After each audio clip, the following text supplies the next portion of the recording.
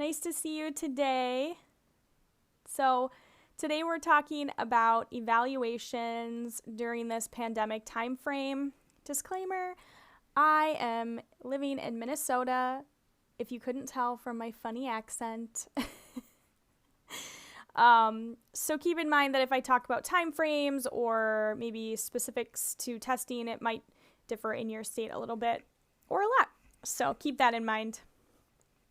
So during evaluations at this pandemic time, we have to adapt and change the way that we are evaluating. We want to keep ourselves professionally sound and keep everyone that's involved safe. And I really wanted to make this presentation because I kept seeing this come up a lot in our Facebook groups, and I thought that maybe I could help some SLPs just feel better and give maybe just one great idea that you hadn't heard before to make you feel better about doing some remote testing or in-person testing. So back in spring 2020, some of our SPED directors and schools completed as much of some evaluations in person before school got out or as much they felt comfortable doing remotely, but then paused evaluations thinking, hey, we're going to be back in person fall 2020. But that is just not happening at a lot of our schools. The postponements happened because the reasoning was our tests weren't normed on remote learning. And that made sense. But now that this is continuing, we need to find a way to move forward. We have deadlines. We do not want a backlog. And we also have some experts coming forward giving us a little bit more information on how to continue. Today we're going to talk about what evaluations might look like and how we can maybe modify our practices to meet this pandemic. So the good news is we are not down and out. We have options. So we can continue with complete remote evaluations, some in-person evaluations with modifications, and we can use what we know about our students for re-evaluations. So a lot of information and ideas from my presentation are coming from the June-July 2020 ASHA Leader article by Dr. Ellen Kester, and she compiled some of what experts are telling us. So scores are found to be nearly identical in some cases for remote and in-person testing. The self-4 was specifically mentioned as being okay. So it's not all or nothing with a lot of these tests. Even if you cannot report the scores, you can usually report on some qualitative information from them. At the end of the day, we have to use our clinical judgment. You know your student's environment in a lot of cases, and that may not allow for a test to be given at a certain time. Maybe it's an articulation test, and you know that it's going to be a very noisy household. So maybe it's best for them to try to arrange an in-person testing session. It's case by case, definitely. So now let's hear some tips. So tips from Elizabeth Pena, who is the writer of the bilingual English-Spanish assessment. So tips for remote learning. You and your student, if possible, wear headphones to ensure the best sound quality and help with attention. So some schools ask, what can we do? What do we need to provide to students to give them the best experience with virtual learning? And maybe you want to suggest that, articulation students get a microphone headset like this or a little ring light that clips on to their computer so you get a nice visual of their mouth. Just check in with your SPED directors, your administrators. Usually they're more than happy to help assist with them, to better their learning. Make sure that you're getting attention before you're administering items in your assessments online. And also make sure that you're doing enough practice items where you know the student is comfortable, because this is a different situation and you want to make sure before you begin the actual test that they're getting enough practice to feel comfortable. So here are some formal assessment ideas from that article with Dr. Ellen Kester. So for manipulatives, maybe ahead of time you can send a photo of what maybe the family can assemble to provide for the assessment. So slight changes might be from, like the ASHA leader said, You have a teddy bear, they have a bunny. It's okay, you're still going to get the information about the student's communication skills that you need. For articulation, maybe you have to put the stimulus book up in front of your computer. Sometimes there are digital options for the test or a way to pop it up on the screen. And you want to make sure that you have a good visual of the student's mouth and you have good audio for hearing those sounds. That's when maybe checking in and getting some of that equipment to your students before the test might help. For picture stimulus book assessments, maybe you, again, put it in front of your camera and flip the pages. Maybe the parents have an additional webcam or phone to show you the student selection and you do training prior. Maybe they're giving you a thumbs up, thumbs down.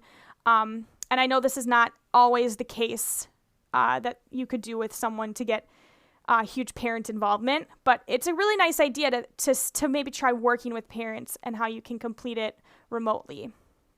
There's also really great digitized tests, ProEd's Red Shelf or Pearson's Q Global. Allows for more interaction with annotation tools, which are great. I know Zoom has some. I'm not sure as much about Google Meets or others. Pearson also had in the spring free access to a lot of Q Global assessment, which was really, really generous. Now I believe that has discontinued. They're pushing their school program subscription service where they offer a battery of assessments for different areas. And they're also giving you guidance notes on their website, pearsonassessments.com. If you're giving, say, the Self 5, there's actually a tab now about remote administration. So you can get their tips on how they recommend administering this assessment digitally. And I know that personally, if I'm going to give any assessments remotely, I'm going to definitely check out their site to see their recommendations on that administration. So this is not an all or nothing situation either. Oftentimes with reevaluations, your student's level of ease and also the environment around them for completing these remote assessments before you write your evaluation plan. So try to account for how you plan on getting the information about their communication skills. Maybe you wrote that you were going to do it digitally and it didn't work out. See if you can then move it to in-person in a safe way. There will be tips coming up on the in-person administration safety measures we can take.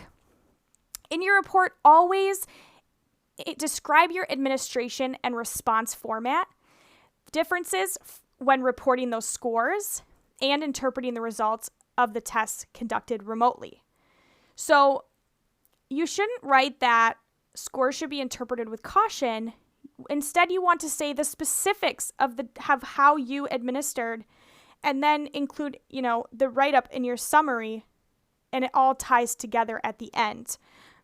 Because your results are going to still be valid. You do have your clinical judgment. So trust yourself and do a nice write-up.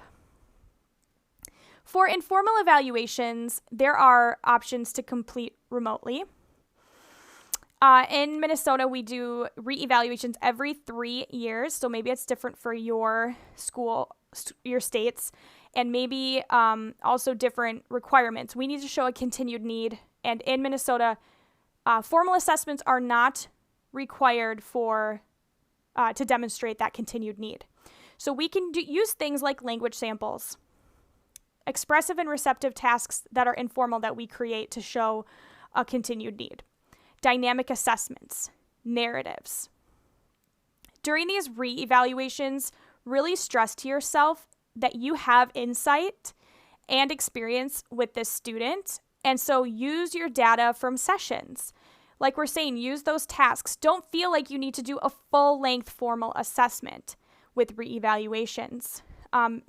You can get that information without this huge burden of putting students through really long amount of batteries.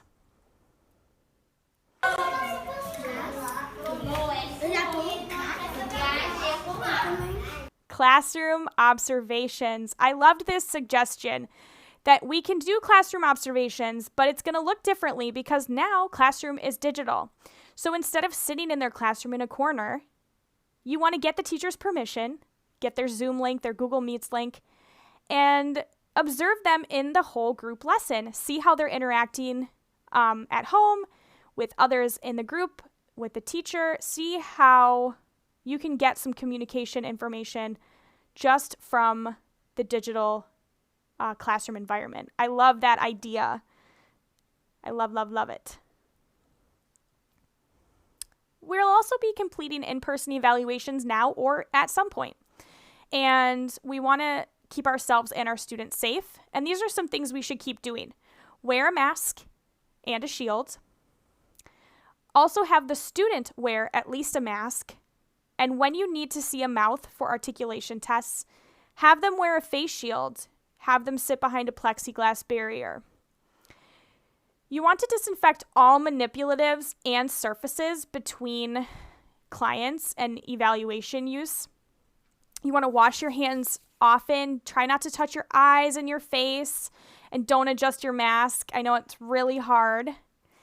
Room modifications include sitting 6 feet away, or try to get a well-ventilated space. I know you might have to reach out to your school administrator. Maybe your speech room, speech closet, speech hallway, speech corner isn't well ventilated and not suited for this type of time that we're in. So reach out, say, hey, can I borrow this specialist room for 45 minutes to complete this evaluation? I'm sure they'd be more than happy to accommodate or find some space for you that's appropriate. And then also try using those plexiglass barriers whenever possible, if your school allows them. Extra steps that you can take include bringing a change of clothing and shoes. You can put them in a plastic bag or a container until you can wash them. You want to limit the personal items that you bring. Maybe you wear goggles or some type of eye covering. I know I just purchased Stoggles. It's an Indiegogo campaign, and they look like glasses, which is neat, but they have a little shield on the side, so if you try to itch your eye, it stops you. It's a great little reminder. And the plastic bin to travel to and from your disinfecting location for those manipulatives or items that you do bring and need to disinfect. So thank you to everyone that contributed to that ASHA leader article or that I found online, giving great tips. Really helped me get an idea of what this year with evaluations are going to look like. So if you have any questions, please let me know in the comments below. I can do my best to find some answers for you or give you recommendations. I hope that this really helped you, even if you just got one, good golden nugget of information that you didn't know before. So if you like the video, please subscribe to my channel, and just remember that this year is crazy. You're not alone, even if you're the only SLP, in a 20-mile radius or more. We're all in this together. I'm thinking of every single person out there, and I appreciate the work that you do. You are appreciated even if you don't hear it every day. And stay strong. We can do this. All right, see you next week, you guys. Bye.